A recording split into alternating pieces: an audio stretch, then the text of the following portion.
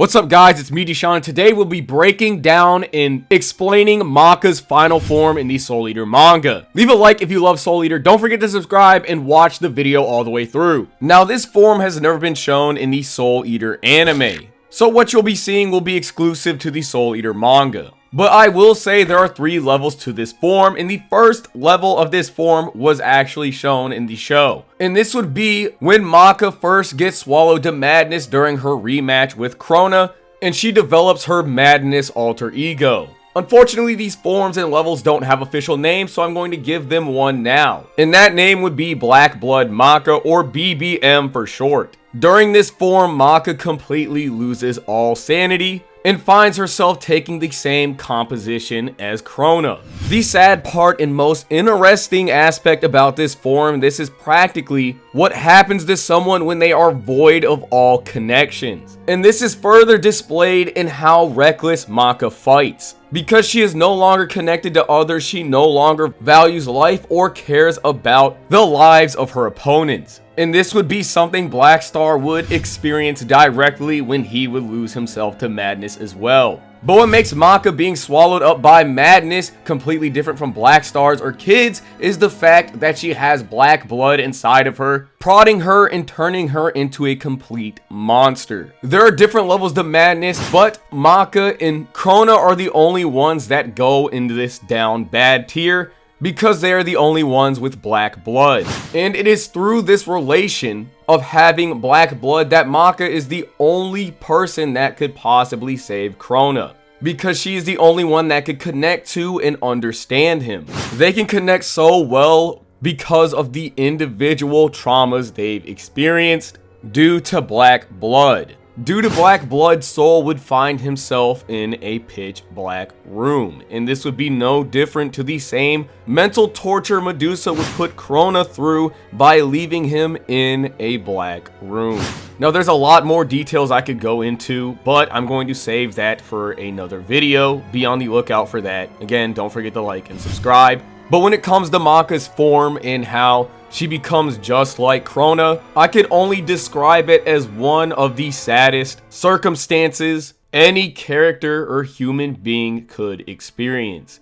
Denying yourself so much that you deny the lives of others. When Maka and Krona are both clashing, Soul comments, "What's up with this fight?" Because at the level both Maka and Krona are fighting at, they are way too uncaring. And that is because they don't feel anything. In Soul Eater, following God would be synonymous for basically following the order of the world that God has laid out. Now, if there is no order and you find yourself in a state of madness, it would be the exact opposite of that. Hopefully you get what I'm trying to say here. Basically, these characters are so down bad, it's almost as if they kind of lose faith in God. They basically become demons. You know, I don't necessarily like to say that, but Soul Eater is a very religious series that teaches you to be strong in moments like that, moments in which you might find yourself in a black room or lost to madness. You can always find the courage within yourself to pull yourself out of it. And if not, there are things that can comfort you, such as the connections that you develop with your friends, family, or even materialistic things that you enjoy, like music. This is why in Soul's black room, he has a phonograph playing jazz music. And he also has his beloved piano, because his connections with both jazz music, his piano, and the things that he loves comforts him while he's inside of this same black room, ultimately giving him strength.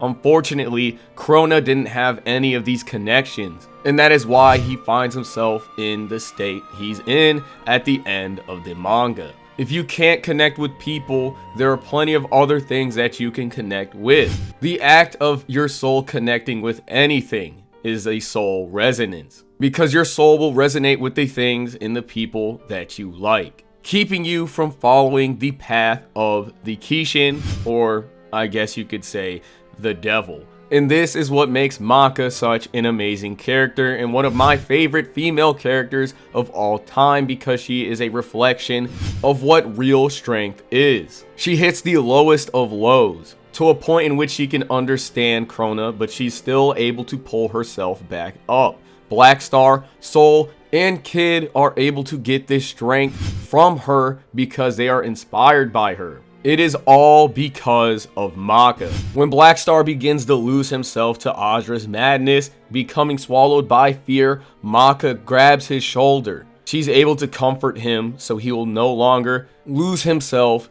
to fear. And this would be one of the many examples of Maka giving those around her the courage to not lose themselves. We all have this side of us that we necessarily don't want to accept. And a perfect example of this would be Shinra from Fire Force. He had a demon side and a hero side to him as well, but at the end of the series, he does accept that part of him. Maka, just like Shinra, does the same thing. She accepts this side of her, the madness part of her, and begins to use that power for herself. In the second stage of Maka's Black Blood form, she connects with Soul and begins to wear the same dress she wore when she first entered the Black Room during her fight with Krona. In contrast to the previous stage, she still has her sanity. During this Soul resonance, Soul's emotions begin to stir up because of his connection to Maka, and she begins to don the Black Blood dress. Honestly, I think Black Blood Maka, then Black Blood Dress, and then Black Blood Dress 2 might be better names for these forms. So you know what? Let's do that. What makes Black Blood Dress Maka so powerful is the fact that she can use black blood like armor,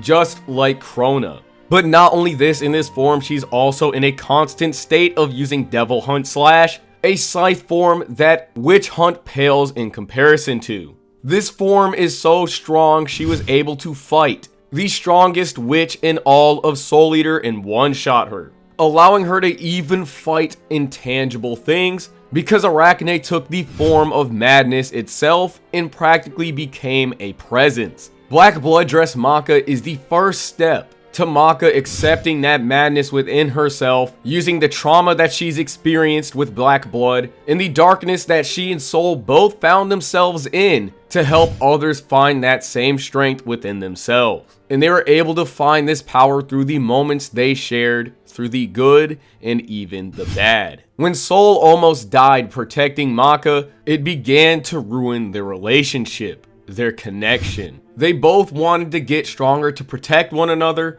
but fear was tearing them both apart. But at the same time, this same fear in this same tragic incident they experienced reinforced their connection, making it stronger throughout the series. Every time Maka fights or Soul, their battles are an internal conflict that keeps them from defeating their opponents. But every single time they push past that, remember who they are, reinforcing that same connection, until Maka then reaches her final stage with the final form of the Black Blood Dress. The moment before activation, we see Maka practically die and lose herself to madness, losing all of her sanity as well, until she then harmonizes with madness and the Black Blood, using it to its full extent for herself, becoming a godlike being that can fight at the same level as both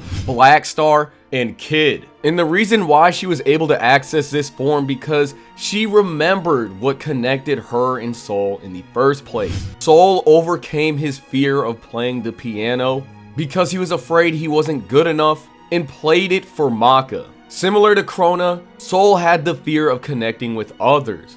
He overcame this fear, and it allowed him to form this connection with Maka, and over time as the story progressed, this very moment held the both of them together, allowing them to overcome their fears and fight back any evil or trauma or madness they may face. Because of this moment that they shared, they are able to fight their own demons. I mentioned how Maka gained godlike abilities in this form, and with that, this allowed her to get access to the strongest attack in the series, Kishin Hunt, a god-killing slash that allowed them to defeat the Kishin. If you look at the design of Maka's final form, you can see that the scythe takes the form of Soul's piano, showing you just how important that connection is, signifying the strongest form of her soul resonance. Maka was never as skilled as Soul with the piano, but she overcame this fear and eventually played it, regardless of what others would have thought about her. Despite her lack of skill, she had the courage to play it and made a melody that could resonate with everyone's soul. And this character progression with these transformations would make this manga come full circle with the ending, as she shows the world her courage so they can all witness her courage and form a soul resonance.